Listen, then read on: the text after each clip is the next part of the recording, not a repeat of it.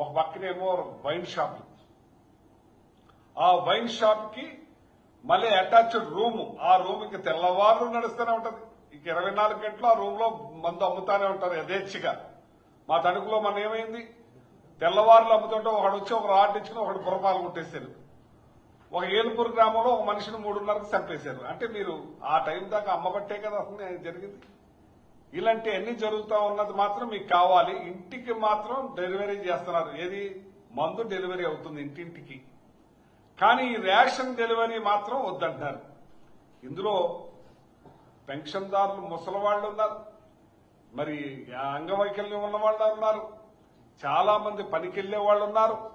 వాళ్ళందరికీ ఇది మంచి జరుగుతూ ఉంటే, దగ్గర 20,000 కుటుంబాలు బతుకుతా ఉంటే దాని మీద అవినీతి జరుగుతుందని చెప్పి మీరు నిష్కారణంగా తీసేసే కార్యక్రమం చేస్తున్నారంటే రేషన్ షాపుల్లో జరుగుతలేదా?